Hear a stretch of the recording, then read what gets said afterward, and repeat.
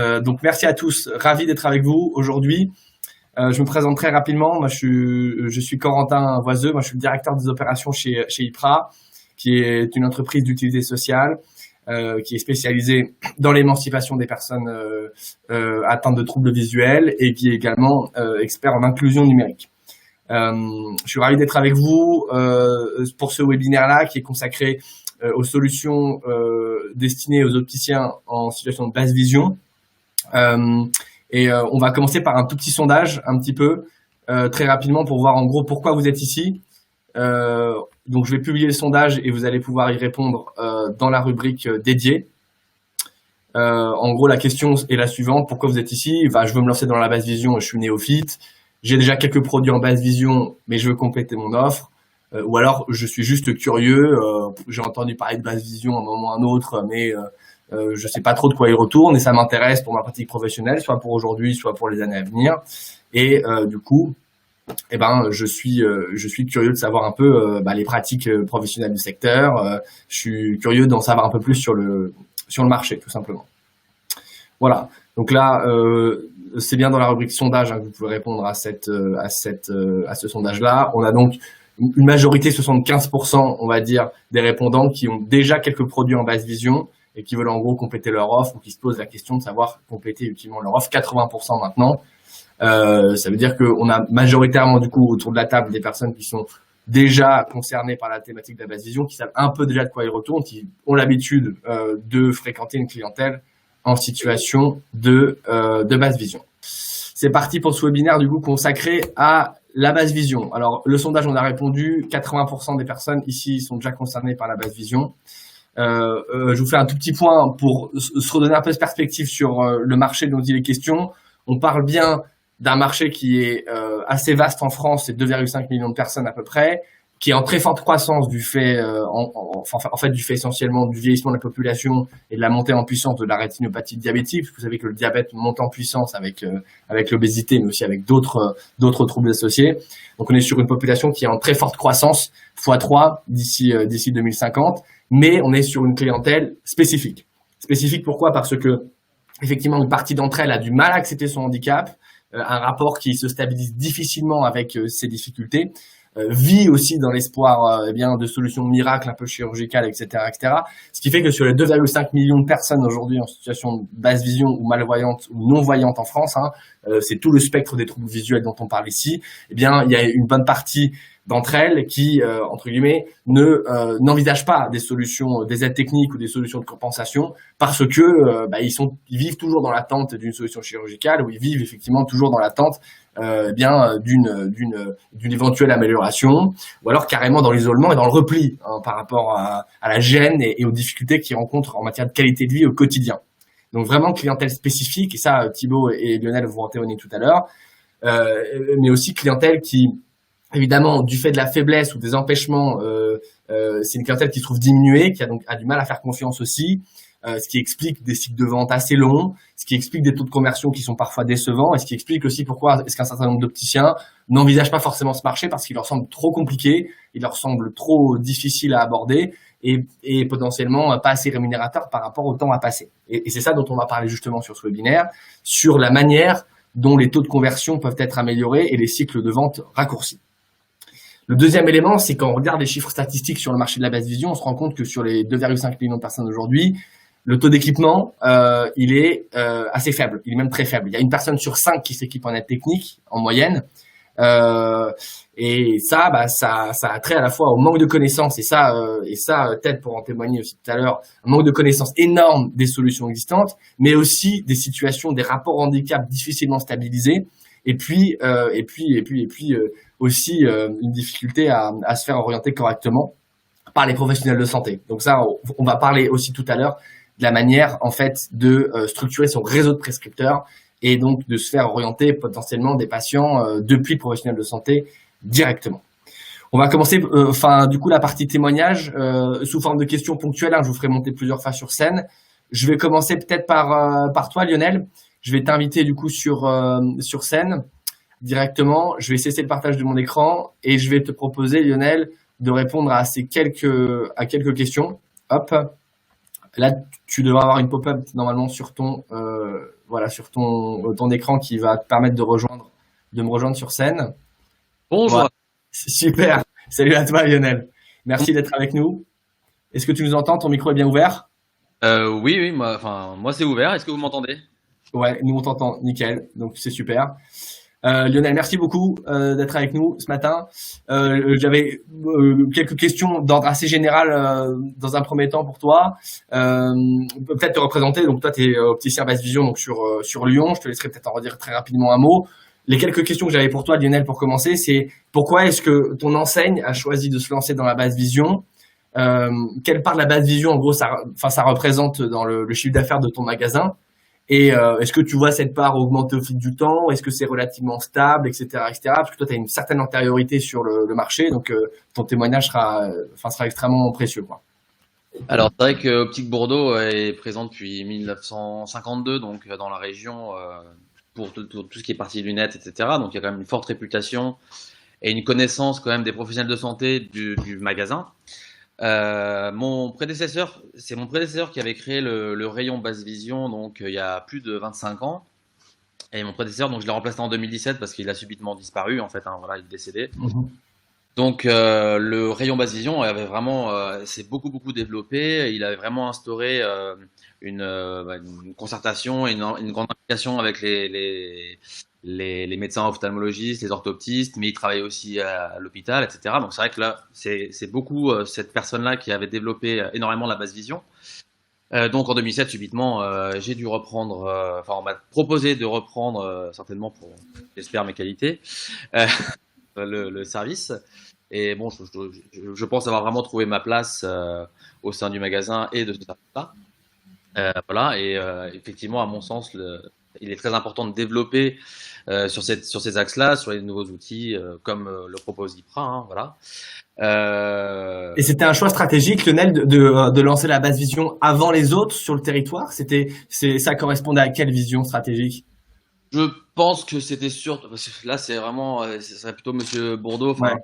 et ma direction qui pourrait plus parler de ça, mais je pense que c'était pour avoir une aura vraiment la plus large et pour pouvoir répondre à un maximum de problématiques liées à la vision. Donc, que ce soit aux personnes avec les soucis traditionnels, les soucis de myopie, d'hypermétropie, presbytie, etc. Voilà. Et plus largement, je pense aussi d'un intérêt aussi commercial, hein, faut pas non plus se Mhm. leurrer, pour avoir vraiment pour répondre, si vous voulez, à un maximum de problématiques et voilà. Donc, je pense que c'est vraiment pour développer leur marché et leur Mhm. vraiment, hein, je pense. Et Mais je discutais, Lionel, il y a pas très longtemps, avec un opticien Broca qui me disait que, en fait, ils avaient développé, eux, la basse vision comme étant des offres d'appel pour vendre de l'optique ou de la lunette traditionnelle. Est-ce que c'est comme ça que vous le voyez chez Bordeaux? après, c'est aussi un développement du service, d'un service aussi, hein, à la personne, Mhm. hein. C'est quelque chose qui est très peu développé, comme tu le disais d'ailleurs très justement tout à l'heure. Euh, donc, il est vrai que j'ai perdu le fil de ce que je voulais dire. Mhm. Euh, Tu disais quoi? Est-ce que tu peux reformuler juste la question que tu m'as? Ouais, la question c'était par rapport à, enfin je pense à un magasin à Paris Intramuros ici qui me disait qu'ils avaient développé la basse vision comme étant plutôt un produit d'appel pour vendre de l'optique traditionnelle. Enfin vous c'est pas trop, enfin c'est pas le cas j'ai l'impression. C'est pas tellement ça. Je pense qu'il y avait vraiment un lien un peu particulier avec les ophtalmos à Lyon, enfin vraiment très largement les ophtalmos à Lyon, et que c'était vraiment un service qui devait tendre à se développer vraiment dans sa partie charnière, c'est-à-dire le matériel, etc. Évidemment, c'est lié, quoi qu'il arrive, la basse vision, elle est liée à la lunetterie de toute manière. Parce que pour avoir une bonne adaptation d'un matériel, si vous n'avez pas la base, c'est-à-dire si vous ne maîtrisez pas déjà les équipements optiques, il peut y avoir des troubles, on va dire, associés qui se rajoutent, si vous voulez. Donc, la base, c'est ma vision des choses, hein. Ma base, à mon avis, c'est déjà de s'occuper de la vision, de la réfraction, de s'occuper d'éliminer les problématiques au niveau de l'optique, voilà, des défauts optiques de l'œil. Et après, on va, avec les équipements adaptés, donc effectivement, ça amène un chiffre d'affaires en lunettes, etc., hein. Et après, Mhm. on peut mieux adapter, me semble-t-il, les appareils de basse vision, les systèmes, etc. Mhm. Il y a- J'ai l'impression que ça augmente également le sentiment comment dire, de, comment dire, ça optimise, si vous voulez, la sensation d'être bien équipé par quelqu'un qui a des troubles visuels, quoi. Donc voilà. Mais c'est certain que il y a une partie de marché d'appel, hein, ça c'est sûr. Hein. Mais c'est D'accord. raison. C'est pas non, parce que vraiment l'implication était vraiment importante et j'essaye effectivement de faire perdurer ça. Voilà. Et dernière question, Lionel, du coup, est-ce que cette part, elle augmente sur le chiffre d'affaires en basse vision au fil des années ou est-ce que c'est relativement stable? C'est un peu particulier parce que c'est vrai qu'en 2017, quand mon prédécesseur a disparu d'un coup, bah, comme on le sait, hein, en général, là, vraiment, c'était quelqu'un de connu par ses pairs et dans la région. Donc c'est vrai que ça a fait un espèce de creux. Et petit à petit, effectivement, c'est plutôt en légère progression. Voilà. Après, bon, la situation actuelle, clairement, ça a freiné pas mal de choses, mais il y a quand même de la demande, malgré la situation difficile qu'on traverse tous en ce moment. Il y a quand même de la demande, et j'ose espérer, et je pense effectivement que ça va se développer. Mhm. Ok, super. Merci beaucoup, Lionel, pour cette première partie témoignage. Je sais pas, je pense que tu peux rester sur scène et je peux couper le micro si ça te va et je le rouvrirai tout à l'heure. Ok pour toi? Super, merci beaucoup. Merci beaucoup, Lionel. Donc, effectivement, on voit bien. Le témoignage de Lionel, montre bien aussi que le développement du réseau de prescripteurs, etc., dépend énormément d'une personne identifiée par les professionnels de santé, etc., etc.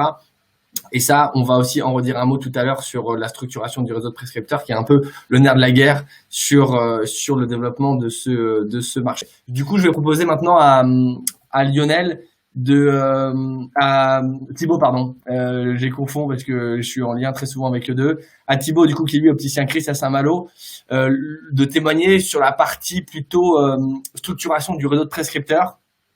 Pour savoir si si Thibaut, si tu as je vais t'inviter sur scène d'ailleurs d'ores et déjà pour que tu sois avec nous de la même façon que pour Lionel, voilà, tu vas pouvoir nous rejoindre et en fait avec toi Thibaut, j'aimerais qu'on voit la partie justement structuration du réseau de prescripteurs.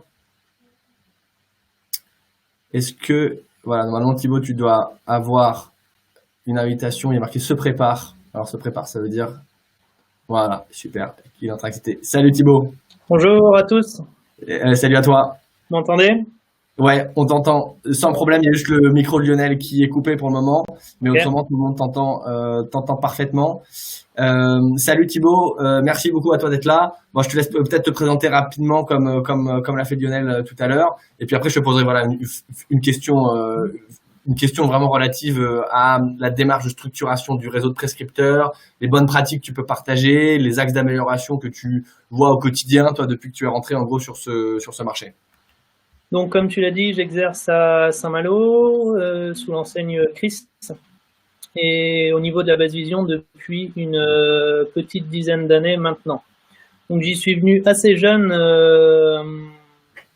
après mon diplôme, car j'ai eu une opportunité ici de pouvoir m'y intéresser vraiment, donnée par mon employeur, qui avait en fait cette fibre, depuis longtemps, qui a ici 25 ans d'ancienneté à Saint-Malo, et qui, dans ces dernières années, n'avait pas pu exploiter, entre guillemets, cette fibre-là, et la perche m'a été tendue pour pouvoir travailler la basse vision au quotidien. Et en profondeur, en fait, surtout. Je m'en suis rendu compte qu'il y avait plusieurs moyens de travailler la basse vision, soit en présentant quelques loupes, même optoélectroniques en magasin, et ensuite travailler la basse vision en salle d'examen, à domicile et sur des rendez-vous beaucoup plus complets et pointus. Et c'est plutôt sur ce versant-là que mon activité aujourd'hui repose. Quand tu parles du réseau de prescripteurs, on pense souvent à l'ophtalmo. En fait, si on s'arrête qu'à l'ophtalmo, malheureusement, ça peut vite être réduit en termes de patients au quotidien. Donc, il faut réussir à étendre, et au fil des années, à étendre ça, Lionel le précisait avec les orthoptistes, indispensables, les orthoptistes surtout spécialisés dans le domaine, évidemment, c'est que mieux. Les associations de malvoyants, déficients visuels, ça aussi c'est très important d'y être implanté, connu, reconnu, que les membres des associations puissent venir au magasin voir les outils, notre façon de fonctionner, notre approche et notre vision des choses en fait. C'est ça qui est important, laisser transpirer notre vision de la base vision. C'est ça qui compte aussi. Et ensuite, quand on veut aller plus loin dans les réseaux de prescripteurs, c'est les centres. Ici, par exemple, à Rennes, on a le centre Angèle Vanier qui s'occupe des enfants, où il faut y être également présent. À une vingtaine de kilomètres également, ici, on a un centre qui s'occupe des déficients visuels et dans l'insertion professionnelle. Donc, c'est là où il faut réussir à avoir à chaque fois des passerelles et des accès en lien avec les professionnels présents dans tous ces centres-là pour, en échange de bons procédés, pouvoir réaliser des adaptations concrètes. Question Thibaut, du coup, ce sont plutôt du coup les orthoptistes aujourd'hui, Basse Vision, qui sont le plus gros pourvoyeur de patients, ou alors est-ce que, je sais pas, enfin on parle parfois des psychomotriciens, on parle parfois même des généralistes, etc. Est-ce que et Ted pourra en dire un mot tout à l'heure, parce que lui, je crois qu'il a vraiment exploré vraiment des prescripteurs. Même il est allé chez les pharmacies, hein, donc il nous en dira peut-être un mot. Alors, les orthoptistes aujourd'hui qui sont réellement imprégnés en basse vision sont effectivement de très forts prescripteurs de patients, ça c'est une réalité. C'est toutes les semaines qu'il se passe quelque chose avec les orthoptistes concernés par le sujet. Moi aujourd'hui, là où j'ai des retours des plus significatifs, c'est de la part des associations. Vu que les patients parlent énormément entre eux, se donnent les bons tuyaux, les bonnes aides, les bonnes personnes à contacter, c'est grâce à ces associations-là aujourd'hui que j'ai le plus de retours de patients. Et côté peut-être Ted, si tu es là, peut-être que tu peux, je vais t'inviter aussi, je vais en profiter que tu sois là. Peut-être que tu peux aussi nous livrer ton expérience à toi. En matière de, parce que je sais que tu es allé voir des pharmacies, je sais que je crois même que tu es allé voir certains médecins généralistes, etc.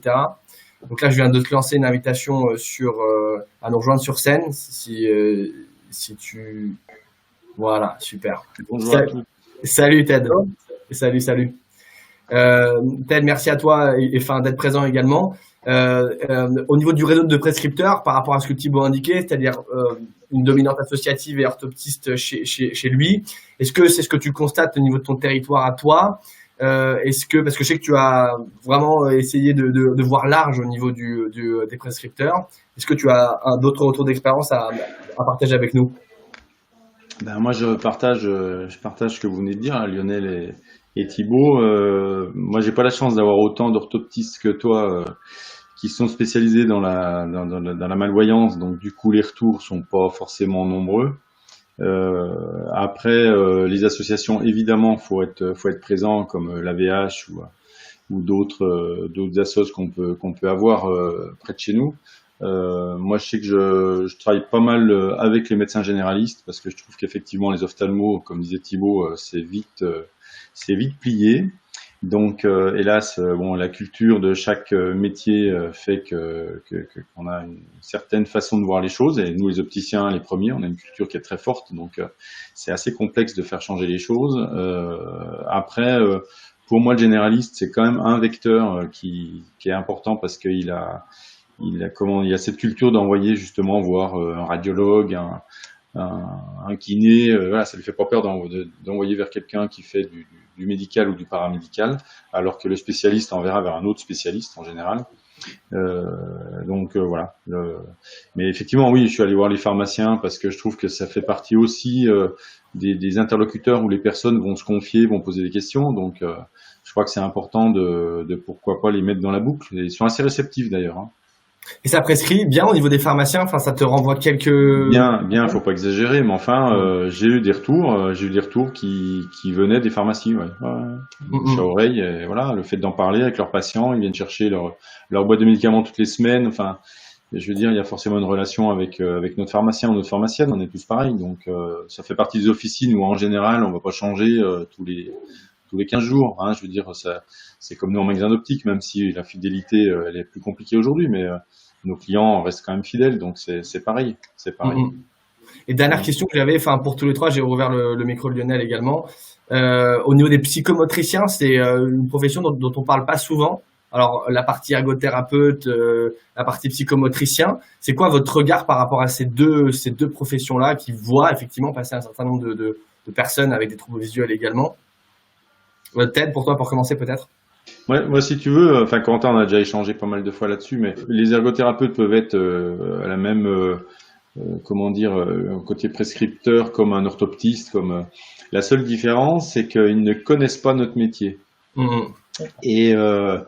Et tant qu'ils ne connaîtront, enfin, je veux dire, c'est aussi de la faute de tout je dis souvent, moi, de tout le marché de l'optique, que ce soit les fournisseurs lunettes, les verriers, et nous, les enseignes. Évidemment, on en est, je pense, comment dire, responsable. On est beaucoup sur le côté commercial et on n'arrive pas à faire connaître notre métier d'opticien, alors qu'on a juste un métier génial. Je rejoins Lionel dans le fait où on est là pour optimiser la correction visuelle de nos clients. Et l'ergothérapeute ne voit pas du tout comme ça. Donc, en fait, le souci, il est là. Et tant qu'on n'arrivera pas à montrer ce qu'on fait, et ok, on fait du commerce, mais je pense que qui fait pas de commerce, moi c'est ce que je dis tout le temps, une fois qu'on l'a assumé, bah, ma foi derrière, ça se passe bien.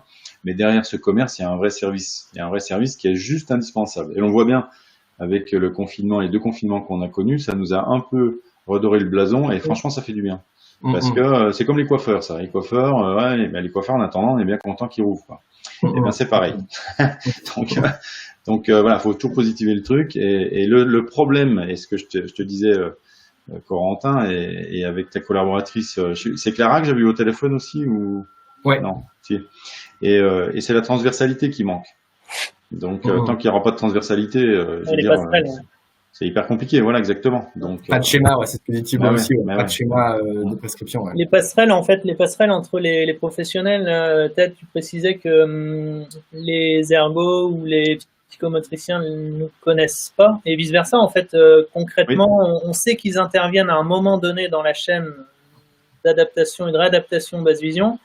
Mais de là à définir exactement leur rôle et comment ils interviennent, c'est plus complexe pour nous de le définir. Donc en fait, on n'a pas non plus culturellement le réflexe de se tourner vers eux ou de les démarcher entre guillemets pour nous faire connaître. Moi personnellement ici, j'ai plus pris le parti de m'adresser directement au centre en lui-même, qui va héberger des orthoptistes basse vision, des ergos, des psychologiens. Et qui là, par contre, eux, une fois qu'ils ont une adresse, parce qu'ils sont très en demande d'avoir des points de chute, en Bretagne, on est quelques-uns, mais pas non plus énormes, mais ils sont très en demande d'avoir ces points de chute-là pour le quotidien. Bien sûr. C'est un peu la même vision que Thibaut que j'ai, c'est-à-dire que les psychomotriciens et même ergothérapeutes, etc., on n'a pas en direct, on n'a pas de communication forcément directe. Et souvent, ils font partie effectivement de grands centres qui combinent tout un tas d'autres disciplines. Et donc, en général, le lien se fait par la voix des orthoptistes qui travaillent de concert avec eux. À Lyon, par exemple, on a la FIDEV, qui est vraiment un centre très concentré. Vous avez de la locomotion, la psychomotricité, et tout un tas d'autres disciplines. Et en général, les demandes et les contacts que j'ai, typiquement, c'est les orthophonistes, voire ergonomes. Certains ergonomes. Voilà. Ok, super. Merci beaucoup à tous les trois du coup pour votre éclairage. Je vais juste reprendre le webinaire et n'hésitez pas à juste couper vos micros dans un premier temps et après à rebondir. Valérie rebondissait dans le chat sur une association qui s'appelle l'association auxiliaire des aveugles. Donc elle a également des prescripteurs visiblement du côté de cette association-là. Et je vais un petit peu continuer à tirer la présentation et vous allez voir, ça va faire écho un petit peu à ce qu'on était en train de se dire. Je vais repartager mon écran de nouveau. Hop là, de façon à ce qu'on puisse suivre tout ça ensemble de façon visuelle. On a donc fait un petit tour d'horizon ensemble du coup de la partie prescription, de la partie dynamique du marché. On a vu que c'était un peu le nerf de la guerre. On aurait pu parler du fait, et on en dira peut-être un mot sur ce que le numérique apporte en matière de nouvelle génération d'aide technique, puisque le numérique permet à la fois de réduire les coûts, d'augmenter les fonctionnalités et les usages disponibles. Et puis, le numérique est devenu est devenu, j'allais dire, incontournable, en particulier depuis le Covid, parce que déjà avant, on parlait beaucoup de fracture numérique, maintenant c'est devenu le sujet, l'un des sujets prioritaires, enfin d'action publique, mais aussi pour les familles aussi, puisque avoir une personne isolée, vulnérable, connectée, c'est devenu, dans la période qu'on a traversée, tout simplement fondamental pour éviter les décrochages, l'isolement et puis et ce qui s'ensuit. J'avais une question qu'on traitera peut-être un peu plus tard, une fois que j'aurai présenté les produits, sur le rapport entre l'autonomie prix par rapport du numérique aujourd'hui par rapport à d'autres outils comme les téléagrandisseurs, les machines à lire, etc. Puis les outils nouvelle génération. Mais je vous propose d'y revenir un petit peu plus tard. Je vais vous présenter la partie solution basse vision, la partie d'IPRA, du coup que Thibaut, Ted et Lionel connaissent. C'est ce qu'on appelle la machine à accès universel d'IPRA.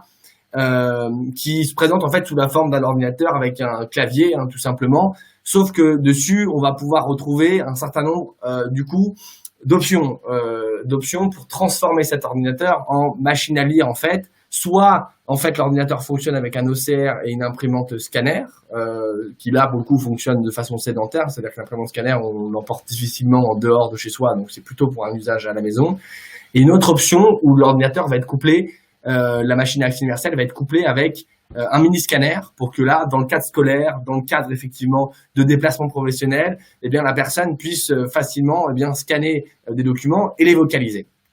Alors ça, c'est la grosse originalité entre guillemets, de ce produit, c'est de fonctionner, c'est d'avoir du vocal qui fonctionne à tout niveau. Et donc là, il y a une petite innovation, notamment pour Lionel et Thibaut, que je vous annonce par la même occasion, c'est que désormais, dans la machine à accès universel, on a un système de dictée vocale.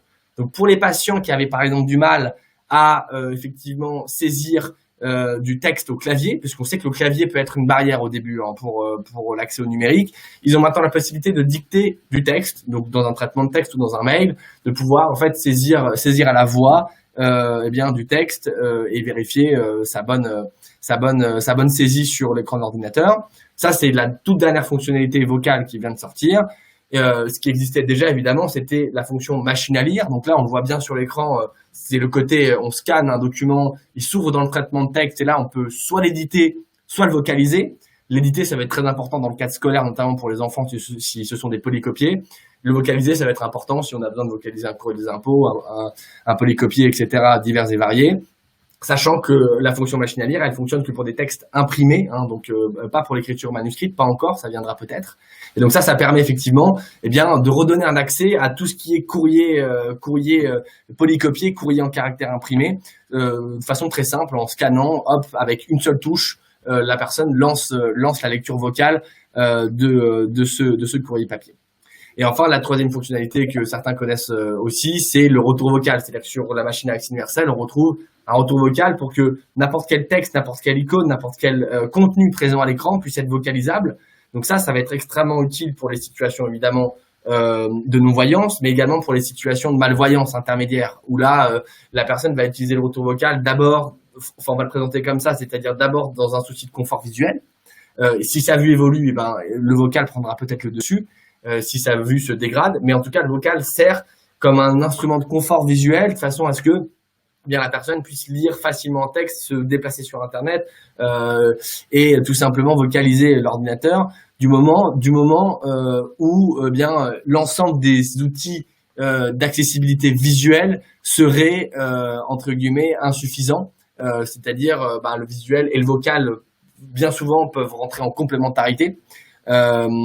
Et là, dans la panoplie, on va dire, d'outils d'accessibilité visuelle qu'on trouve sur la machine à accès universel, vous avez le grossissement du pointeur, sa localisation, vous avez un zoom jusqu'à x32, où là, on voit bien qu'il n'y a pas de perte de qualité d'image à l'écran, ce qui fait que on peut zoomer de façon très importante. On a également une nouvelle fonction que je vous annonce aussi, qui s'appelle la lecture suivie de haute qualité. Donc là, vous voyez, c'est la petite icône qui est en bas à gauche, où là, en fait, on a une lecture continue du texte, qui peut s'utiliser avec le zoom, par exemple.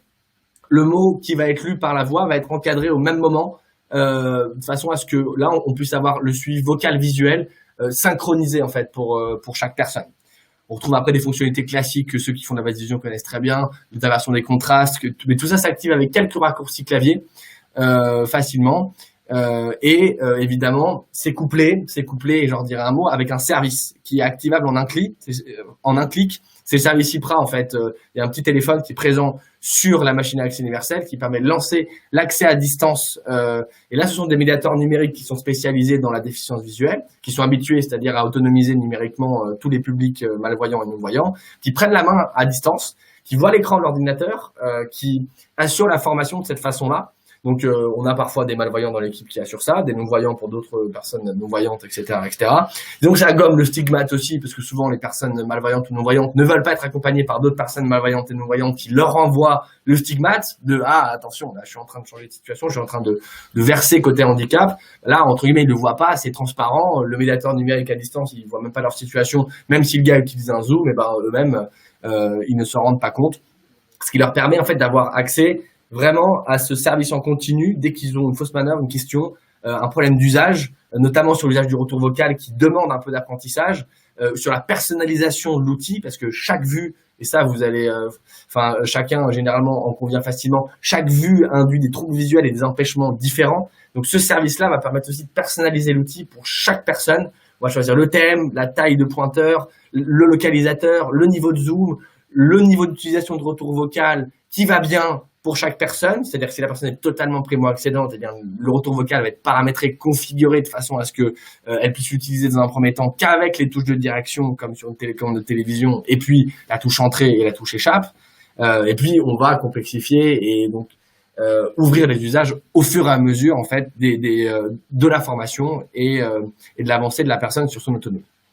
Et on a également couplé, en fait, avec la machine à accès universel, des offres de téléphonie, le Cap6 Smart Vision 2 et le Blind Shell classique, qui sont des téléphones soit dans le cadre du Blind Shell, qui j'utilise en fonction dictée vocale ou retour vocal, avec un fort contraste pour naviguer dans les menus.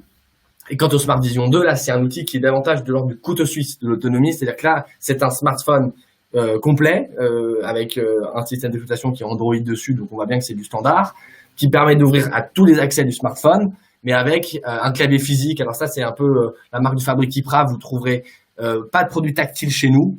Toujours des claviers physiques pour faciliter l'accessibilité, parce qu'on voit bien que le tactile pose une réelle difficulté d'accès aux outils, une complexité qui est souvent insurmontable et qui, dans certains cas, va induire du rejet chez les personnes. Donc là, les claviers physiques permettent effectivement d'avoir une prise directe avec la navigation. Et donc, sur ces deux téléphones et sur le troisième, là, qui est le Minivision Lite, on se retrouve effectivement à les proposer parce qu'elles réunissent pour nous toutes les fonctionnalités nécessaires à une bonne appropriation. J'ajoute que IPRA, depuis hier, est devenu, j'allais dire, la structure de référence d'accompagnement sur tous les produits Cap6, donc tous les téléphones, que ce soit Minivision ou le Smart Vision 2, c'est-à-dire qu'on va assurer le support à la formation de l'assistant pour l'ensemble des utilisateurs en France. Preuve s'il en est que, en fait, notre mission d'accompagnement sur le numérique s'étend et s'approfondit parce que c'est véritablement le service, vous allez voir, que l'on apporte et qui fait le cœur de notre modèle. Vous retrouverez tout ça sur le nouveau site internet d'IPRA qui sort la semaine prochaine. Vous pourrez voir toutes les offres qui sont parfaitement résumées, dont celles que je vais vous présenter. Nous, un peu le plaidoyer que l'on porte auprès des opticiens et un peu sur le marché, c'est de dire que aujourd'hui le numérique sur la partie machine à accès universelle et téléphonie, ça offre un excellent rapport émancipation-prix, c'est-à-dire niveau d'autonomie atteint par rapport au prix dépensé, donc ça c'est le premier point. Et le second point, c'est qu'effectivement ces produits, on a essayé, et c'est ce qu'on va vous présenter, et ce sera un complément d'information pour Lionel ou Thibaut, par exemple, par rapport à les offres qui ont beaucoup changé chez nous ces derniers mois. Et là, maintenant, ça y est, elles sont stables. Donc, on veut les annoncer de façon extrêmement, pour le coup, pérenne. Ces produits sont disponibles maintenant dans des formules très souples et sans engagement qui garantissent, en gros, d'un côté que l'aide technique va pas être au placard, et de l'autre côté, une satisfaction client. Parce qu'un produit qui n'est pas utilisé par le client, évidemment, ça crée de l'insatisfaction sur l'usage de cet outil. Alors, en gros, cette offre, elle est très simple. C'est une formule d'abonnement, en fait, qui est bâtie spécifiquement par rapport aux contraintes de ce marché. Ce marché, on l'a vu, et ça, je pense que Lionel et Ted et je pense Thibaut pour en redire un mot. C'est un marché qui est un peu complexe malgré tout parce que les cycles de vente peuvent être très longs. les taux de conversion peuvent être importants selon en fait le rapport au handicap de la personne, s'il est stabilisé ou pas, selon effectivement les hésitations et le manque de confiance qu'ils peuvent avoir par rapport à la dimension commerciale, hein, c'est ce que disait Ted. Genre le professionnel de santé, lui, se voit entre guillemets en professionnel pro bono service public, tandis que l'opticien, nous et d'autres sur le marché, pratiquons une activité de nature commerciale. Donc il y a effectivement un enjeu de confiance important et un enjeu effectivement de cycle de vente. Parce que, voilà, mais je le précise aussi, l'absence de confiance, et ça je tiens vraiment à le dire, l'absence de confiance qui existe sur le marché, la basse vision, vient aussi d'effets déceptifs extrêmement importants qui ont été construits ces dernières années par des offres qui se sont lancées tambour battant et des entreprises qui ont, par exemple, mis la clé sous la porte en laissant des utilisateurs sans support, sans assistance et sans maintenance de leurs produits. Je pense à Claria, mais il y en a d'autres. Et puis à d'autres aides techniques qui ont été marketées par leurs concepteurs comme étant, comme je cite, mettant fin à la déficience visuelle, hein, c'est-à-dire entendez le fait qu'avec cette aide technique, votre basse vision n'est plus qu'un lointain souvenir. Bon, tout ça, de notre point de vue, apparaît un peu comme du marketing mensonger, puisque ce sont des solutions de compensation qui vont avoir un impact énorme sur la qualité de vie, mais qui doivent être présentées en tant que telles. Et ça, c'est aussi notre éthique et notre déontologie à nous, c'est de présenter les produits pour ce qu'ils sont, pour ce qu'ils apportent véritablement, de façon à ne pas créer d'effet déceptif sur le marché, c'est-à-dire que de façon à ce que le client se retrouve effectivement avec une promesse d'autonomie, quelques efforts effectivement à garantir en matière d'appropriation, mais sans lui vendre la lune parce que on sait que ce sera évidemment déceptif. Alors quelle est-elle cette offre? C'est une offre qui permet de prêter le matériel, puisque ça c'est c'est une demande que vous avez souvent en tant qu'opticien, de prêter le matériel, donc soit la MAU, la machine à accès universelle, soit la machine à accès universelle plus la téléphonie, contre remise d'un dépôt de garantie. Dépôt de garantie, c'est juste, on vous prête le matériel, on se prémunit nous de notre côté avec un dépôt de garantie pour que si vous partez avec aux Caraïbes ou si jamais vous le rendez dans un état catastrophique, évidemment qu'on puisse se prémunir un petit peu. Donc ça, les clients comprennent très très bien la partie dépôt de garantie. Et on prête ce matériel-là et en fait, ils peuvent le tester à domicile. Ils peuvent le tester à domicile dans des conditions réelles. Donc si jamais ils sont pas satisfaits ou s'ils pensent que c'est pas adapté à leur vue ou s'ils pensent qu'ils vont pas y arriver parce que c'est trop compliqué, etc. On voit qu'il y a un certain nombre de freins de représentation qui parfois sont négatives sur les outils. Et là, ça permet de dire, écoutez, voilà, en fait, il y a plein de questions que vous posez qui sont complètement légitimes. Mais en fait, j'aurais essayé à la maison. Essayez à la maison avec un vrai support et un vrai accompagnement humain qui va être associé. Et puis, vous verrez au bout de 2 mois, au bout de 2 mois, 6 mois, ou c'est vous qui fixez le tempo. Si vous voulez rendre potentiellement l'outil, si ça vous convient pas, c'est sans engagement. C'est sans engagement. Vous pouvez rendre le matériel à tout moment. À tout moment, vous le remettez dans le circuit. Nous, c'est un modèle d'économie circulaire. Et ce faisant, vous savez que vous l'aurez testé, vous saurez ce que ça apporte. Et si vous voulez interrompre, vous pouvez le faire à tout moment. Par contre, attention, vous allez tester ce matériel-là à domicile, mais avec un véritable appui, un véritable soutien humain. On sait, et Lionel l'a dit tout à l'heure, que c'est une affaire de service, la basse vision. On s'en rend bien compte, c'est pas juste une affaire de produit, mais une affaire d'accompagnement à apporter autour des produits, évidemment, pour garantir leur appropriation, leur bon usage. Et également aussi, je dois le dire, et c'est le travail de nos médiateurs numériques, le cheminement psychologique. On a eu un cas tout à fait merveilleux avec Lionel. Parfois, c'est le cheminement psychologique même au milieu de la courbe d'acceptation du handicap qui se joue dans notre accompagnement à nous, IPRA. Ça tombe bien, on est professionnels des sciences humaines et sociales, donc c'est ce qu'on sait faire, c'est ce qu'on aime faire et c'est ce sur quoi on produit de la recherche.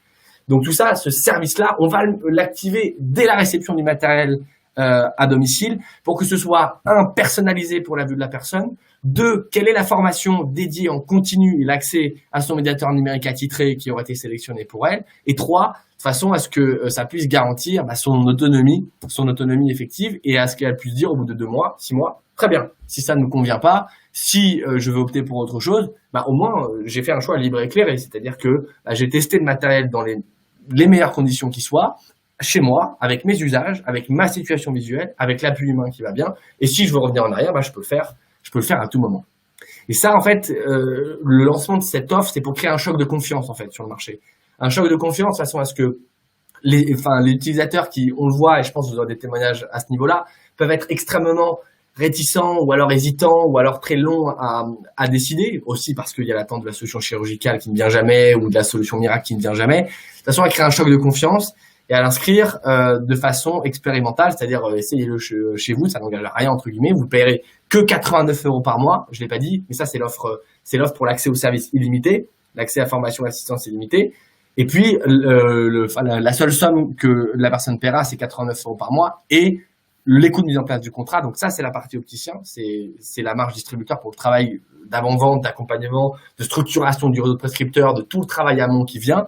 Ça, ces coûts de mise en place du contrat sur la partie abonnement, c'est à partir de 199 € hors taxe. Ça, c'est la marge distributeur. Et c'est à partir de, vous pouvez évidemment la repousser un peu plus haut si la personne a consommé plusieurs rendez-vous, par exemple, pour démontrer les produits, s'il a fallu énormément de réassurance, etc., etc. Il est normal que ce temps-là soit rémunéré pour vous, évidemment. Le dernier avantage de cette formule, et on l'a construite pour ça, c'est que il y a 0 SAV à faire pour l'opticien. Il y a aucun besoin de faire du support, de la formation ou autre. Si la personne vous appelle, et ça a été le cas pour Lionel, je crois, dernièrement, si la personne vous appelle pour une raison X ou Y, eh bien, s'il y a un enjeu commercial, évidemment, on rentre dans la boucle avec vous pour garantir le fait que la promesse commerciale a été assurée. Il y a eu un petit flottement sur quelques cas côté Thibaut et côté Lionel, parce qu'en fait, nous, on avait annoncé dans l'offre commerciale 9 heures de service, donc les gens ont cru 9 heures de formation, alors que ça comprenait la personnalisation et la formation. On a rectifié tout ça sur le nouveau site internet, vous verrez. Du coup, l'offre est simple. Dans le cadre de l'abonnement et dans le cadre des offres d'achat que je présente pas ici, on a toujours la personnalisation qui est offerte et ils peuvent acheter également avec 5 heures de service. Dans le cadre de l'abonnement, la question ne se pose pas puisque le service est illimité, c'est-à-dire que personnalisation, formation, assistante sont compris et sans limitation.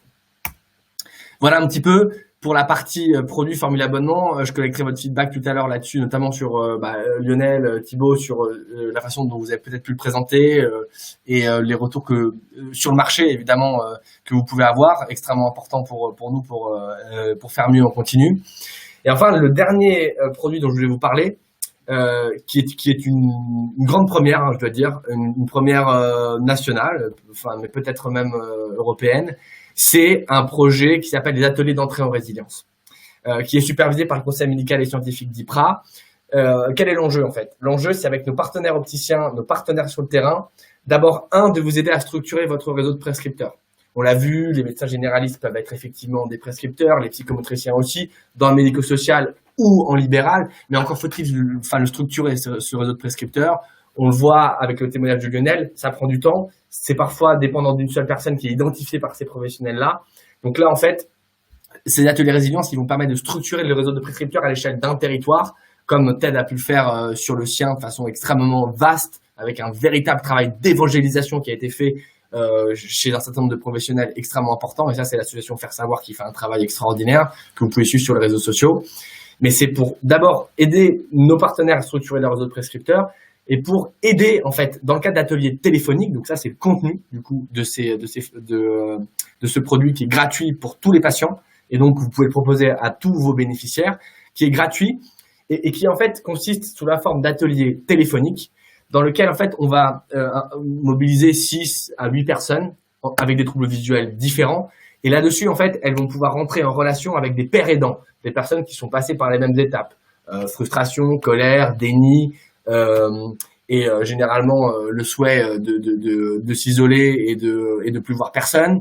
En fait, c'est vraiment pour désenclaver les personnes déficientes visuelles qui ne sont pas dans le réseau associatif, parce que ça a bien été dit par Thibaut et par d'autres tout à l'heure. La plupart des personnes, malgré tout, ne sont pas dans les réseaux associatifs, qu'elles estiment stigmatisants, qu'elles estiment trop portés sur la question du handicap ou trop militants. Enfin bref, chacun peut avoir ses arguments, mais le fait est qu'on regarde les associations, leur nombre de membres, leur composition, et quand on regarde la taille du marché, on dit attends, il y a un problème. C'est-à-dire que la plupart des gens, soit ils sont à domicile, mais ils sont en dehors des circuits associatifs, et ils voient effectivement les professionnels de santé, médecins, ophtalmos ou orthoptistes. Et donc en fait, là l'enjeu avec notre conseil médical et scientifique, avec notamment le professeur Brémond-Géniac, qui est au CHU de Necker, qui est la patronne du service ophtalmologie au CHU de Necker, et avec du coup une chercheuse de l'INSERM, ça va être dans ces ateliers résilience, permettre aux patients d'accepter de dédramatiser pour avancer, sortir du déni, d'envisager des solutions de compensation parce que le cheminement psychosociologique aura été fait au départ. Il aurait été fait au départ, il aurait été accompagné dans le cadre d'une communauté de pères aidants qui vont être présents sur les ateliers téléphoniques, qui vont témoigner, qui vont parler de leur vécu et qui vont aider à cheminer les patients parce qu'on se rend bien compte que la psychologie est essentielle pour cheminer, pour rebondir par rapport à la survenance de ces fameux troubles visuels qui peuvent arriver brutalement, qui peuvent être effectivement un choc sur les consciences pour un certain nombre de patients, ce qui se comprend tout à fait. Et en fait, c'est une formule très souple parce que c'est par téléphone, il n'y a pas de contrainte de déplacement. Ils sont chacun chez eux, c'est complètement gratuit pour eux parce que c'est financé par des partenaires publics, donc les conseils généraux, voire des fondations qu'on a mobilisées sur le dispositif. Et là, vraiment, avec ces ateliers résilience, ils rentrent dans une communauté de pères aidants avec des patients experts passés par les mêmes stades qui parlent de leur expérience, qui les aident à cheminer sur l'acceptation du handicap. D'où vient le constat? On s'est rendu compte que des patients experts du Conseil médical et scientifique, d'IPRA, qui sont dans la malvoyance ou dans la non-voyance depuis de très longues années, eux-mêmes n'avaient pas complètement stabilisé le rapport à leur handicap. Et donc, du coup, dans les groupes de parole qu'ils organisaient avec d'autres personnes déficientes visuelles, ils avaient du mal à les faire cheminer sur le plan psychosociologique parce que eux-mêmes, en fait, n'étaient pas complètement en accord avec, par exemple, le recours à une solution de compensation. Ils voulaient encore gommer toute nécessité d'avoir recours à une solution de compensation et donc ils disaient non, on préconise des outils standards, Apple par exemple, l'iPad, même si on sait que les gens sont en échec là-dessus, au moins ça porte pas le stigmate du handicap. Et donc ça, effectivement, ce dispositif-là, on va organiser un atelier le 10 décembre qui va être dédié aux professionnels de santé. Donc on va commencer le maillage national de tous les pros de santé, médecins généralistes, orthoptistes, ophtalmo, etc., notamment psychomotriciens, on va tester aussi. Et l'idée, c'est qu'en fait, sur une base après infra-territoriale, on puisse territoire par territoire mailler, en fait, structurer le réseau de prescripteurs en rapport avec les opticiens qui sont, les têtes de pont sur leur territoire, qui sont les plus innovants et qui sont installés évidemment sur la thématique de la basse vision depuis très longtemps. Et ce faisant, aider à structurer en fait ce marché qui aujourd'hui, on le voit bien, est assez éclaté. Et ce faisant, évidemment, faciliter, améliorer la qualité de vie, c'est ça l'objectif au sens de l'OMS, améliorer la qualité de vie des patients déficients visuels, puisque de ces ateliers-là, on pourra les renvoyer directement vers un opticien, vers un professionnel que eux-mêmes ne connaissent pas, il faut bien le dire. Les patients ne savent pas ce que c'est qu'un ergothérapeute, ne savent pas ce que c'est qu'un psychomotricien, ne savent pas qu'il existe des opticiens basse vision et où les trouver, etc., etc. Donc l'idée, c'est territoire par territoire, effectivement, pouvoir leur donner un point d'entrée et un point de sortie de façon à ce qu'ils puissent être orientés vers les bons professionnels. Donc vous, sur la partie qui vous concerne en basse vision évidemment, et d'autres professionnels pour agir, en coordination et en structuration de ces parcours, de ces fameux parcours de soins qui aujourd'hui font clairement défaut. Voilà pour la partie, effectivement, pour la petite présentation que je voulais vous faire sur les dernières nouveautés. Notamment Atelier Résilience, notamment les dernières nouveautés produites sur la machine à accès universelle, etc., etc. Est-ce que, peut-être par rapport à ça, est-ce que vous avez un feedback particulier sur ces différentes présentations, Lionel, Thibaut et Ted? J'essaie de structurer la prise de parole. Ted, sur la partie, Ted, je pense qu'on commence avec toi. Sur la partie atelier résilience, par exemple, est-ce que c'est quelque chose qui pourrait avoir du sens, tu penses, pour les professionnels de santé de ton territoire et pour toi, en tant qu'acteur du territoire? Ou alors tu penses que ça doit passer par un bâton de pèlerin et du porte-à-porte en ce qui te concerne de toute façon? Non, la démarche, moi c'est celle que je tiens depuis 20 ans, donc je suis complètement en équation avec toi parce que le souci c'est le manque d'information que chacun a des autres, donc la difficulté c'est comment on fait pour les mettre en relation. Donc voilà, c'est toujours le même problème. Mais non, je pense que ces ateliers peuvent être positifs. Après, les personnes malvoyantes, moi je me suis rendu compte que, par exemple, avec l'association Valentin Huy, je sais qu'il y a des personnes qui veulent pas y aller parce que quand tu te retrouves à une dizaine de personnes autour d'une table et puis que quand tu fais le tour, tu te retrouves vraiment dans le groupe de parole. Bonjour, Ted, 51 ans, 2 enfants, j'ai un problème avec l'alcool. Enfin bon, je caricature le truc, mais t'as le moral dans les chaussettes. Donc il y a aussi une grosse partie de personnes qui n'ont pas envie d'aller voir forcément les personnes qui sont malvoyantes. Je pense que le mix des deux est important et le parcours de chacun est important, mais c'est aussi à nous de comprendre le parcours de vie de ces personnes-là pour qu'elles aient enfin un interlocuteur qui les écoute et qui les entende, quoi. S'il est là. Salut Lionel, on remercie Lionel chaleureusement. Merci beaucoup Lionel. Ton micro est coupé, hein, donc on t'entend pas. Non, désolé, je dois y aller. Voilà, c'était vraiment très bien et j'attends le replay avec Ça marche. Merci beaucoup Lionel pour ta présence et bon après-midi, bon courage pour la suite. Salut. Salut.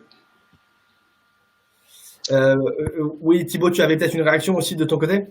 En fait, moi, ce qui m'interpelle positivement dans cette démarche là que vous êtes en train de mener, c'est que on parlait au tout début de la méconnaissance des patients sur le sujet de la basse vision. On pense de la méconnaissance au niveau technique, mais en fait, la méconnaissance au niveau humain aussi et professionnel, vers qui se tourner, dans quelle structure, ordonnance, pas ordonnance, etc.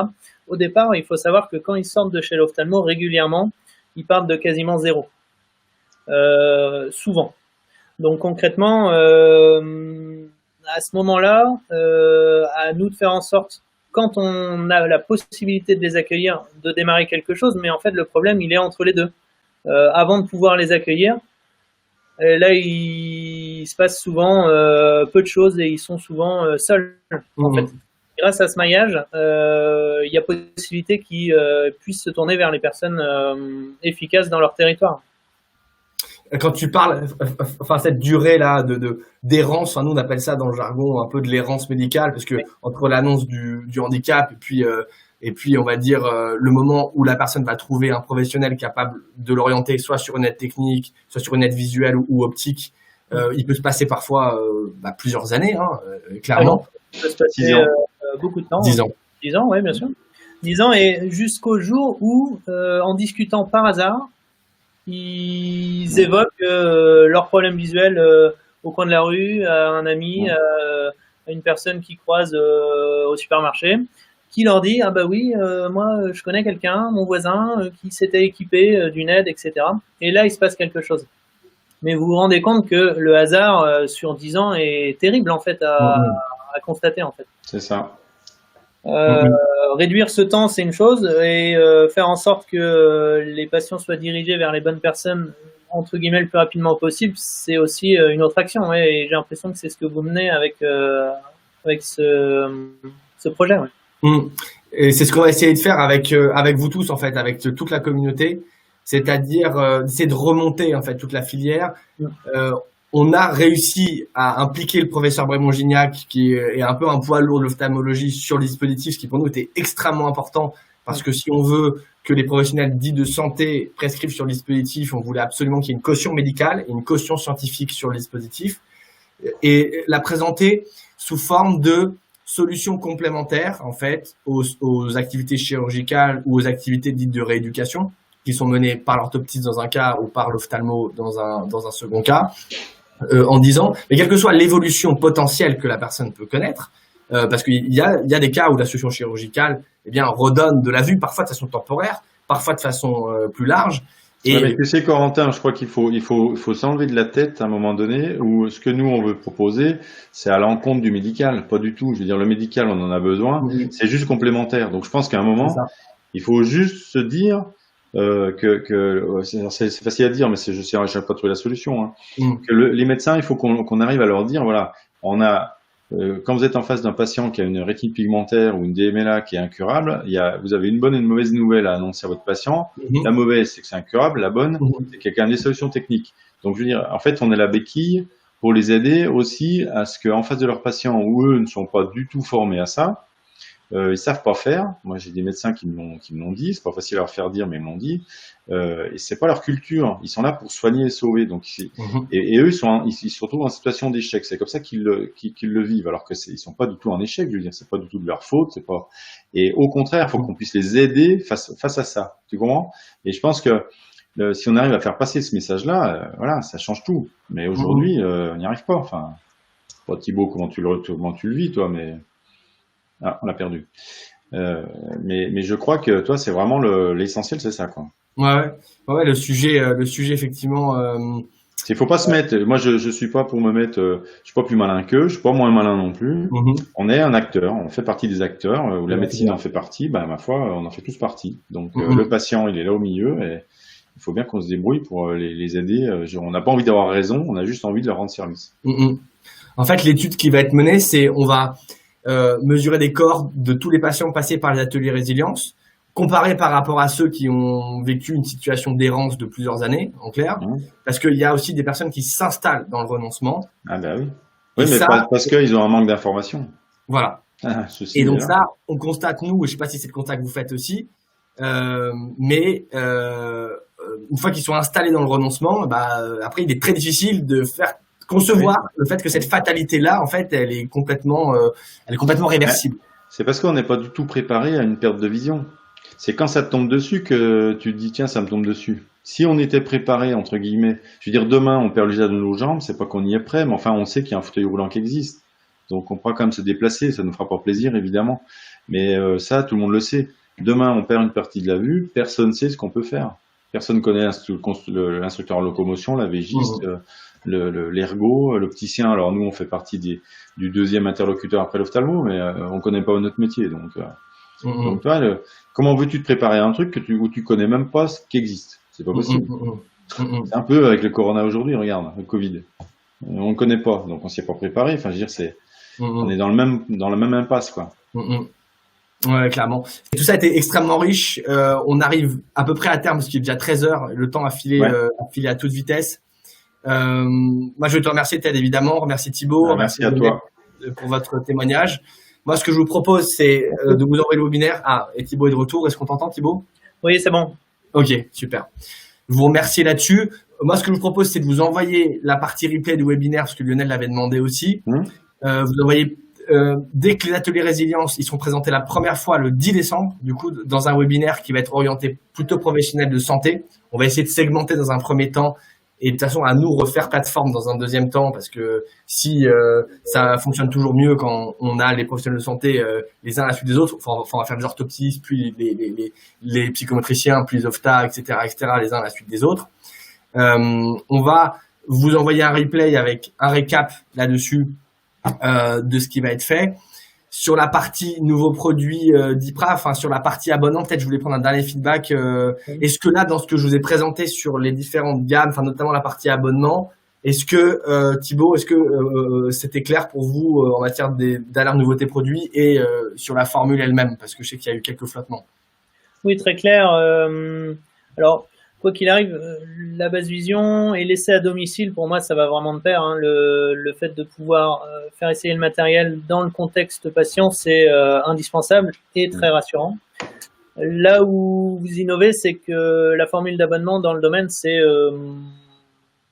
pas dans les mœurs total dans le domaine. Hein. Généralement, c'est un achat, une vente pure. Donc, moi, dans les premiers retours que j'ai eus lors de ces présentations-là sur vos deux formules, l'abonnement, finalement, les gens étaient un petit peu moins réceptifs par rapport à un achat pur, si ça convenait en fait. Maintenant, qu'est-ce qui freinait, tu penses, c'est la partie mensualisation, c'est ça? Je pense que c'est pas l'habitude en fait, tout simplement. Pas suffisamment à l'aise avec ça et le fait de s'abonner pour un matériel. Voilà. Et du coup, sur la partie prêt de matériel, c'est-à-dire que tu restes dans l'optique de dire il faut prêter le matériel sur une partie à domicile et après faire acheter. Du coup, c'est. Oui, en fait, moi, ce que je fais avec vous, c'est que je prête mon matériel quelques jours, une dizaine, une quinzaine, et ensuite la décision se fait. Mais tout ça, ça se fait pas en un mois. En fait, c'est toujours sur la durée et un travail de confiance.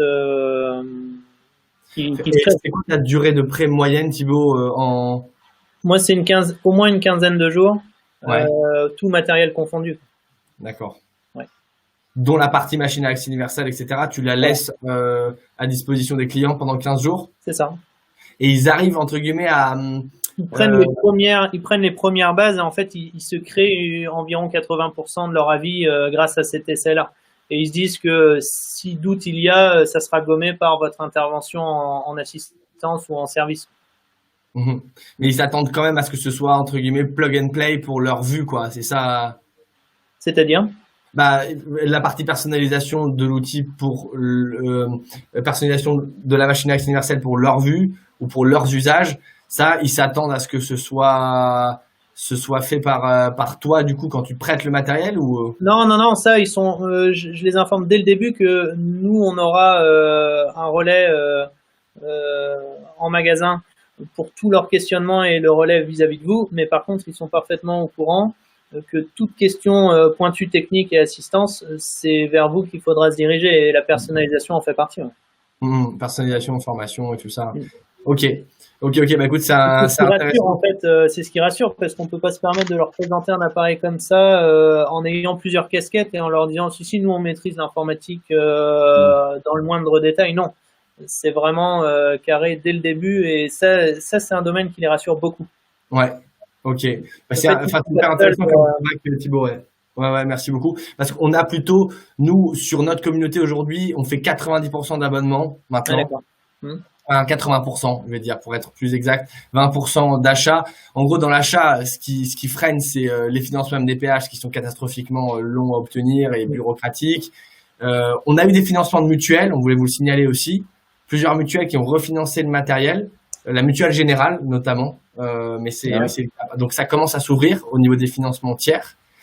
Mais on voit bien que sur l'achat, ceux qui sont en gros très forts pour financer leur aide technique, ils arrivent à réduire ce délai-là à quelques mois.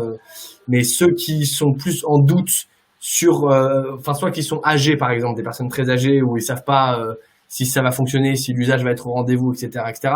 On voit bien que nous, dans l'orientation qu'on fait, on a un tropisme très fort sur la formule d'abonnement, c'est celle qu'on présente le plus, parce que on voit bien que ça permet vraiment de lever tous les freins, à la fois, est-ce que la machine est faite pour moi, est-ce que je vais y arriver, est-ce que ça correspond à tous les troubles visuels, est-ce que c'est vraiment fait pour moi, enfin vous savez, moi j'ai 84 ans, etc., moi là c'est un ordinateur avec un clavier, etc., etc. Tous ces freins en fait initiaux qu'on a sur le marché, on s'est rendu compte que il y a que l'abonnement. Et là, nous, on voit en termes de taux de conversion, c'est du simple triple quasiment par rapport à des offres d'achat. Quand tu parles de la prise en charge par la mutuelle générale, ils le prennent sous quelle ligne? C'est-à-dire appareillage, aide technique, aide visuelle? Je pourrais vous repartager, si vous voulez, dans la news, cette partie-là. Enfin, on fera une FAQ. Une fois c'est intéressant, parce que c'est vrai qu'on a souvent ces questions-là. Alors, je sais qu'il y a quelques complémentaires qui ont une ligne appareillage, mais c'est pas ma priorité le remboursement, voilà, mais c'est toujours intéressant d'avoir les infos, quoi. Ouais, je crois que c'est sur la partie aide technique, mais le client nous avait envoyé sa fiche de prise en charge. Donc je vous referai un point là-dessus sur la FAQ notamment du webinaire. Et Corentin, dis-moi, combien de temps à partir du début de l'abonnement, en fait, combien de temps les mensualités courent? En fait, c'est sans engagement, c'est-à-dire que en fait, là où c'est confortable l'abonnement, c'est que les personnes peuvent avoir le matériel en prêt. Les 89 € par mois, ça ouvre l'accès aux services de formation, de personnalisation et d'assistance illimitée. Et en fait, après, il y a 3 options. Soit ils disent, ok, là, avec l'accompagnement d'IPRA, malgré mon âge, malgré ma situation visuelle, j'étais rassuré sur tous les éléments sur lesquels j'étais inquiet. Je reste abonné parce que c'est l'accès aux services qui, pour moi, est fondamental. Donc, on a des clients qui restent abonnés 2, 3 ans. Enfin, les plus anciens sont déjà abonnés depuis 24 mois, on va dire. Enfin, genre 24 mois parce que l'offre a 2 ans.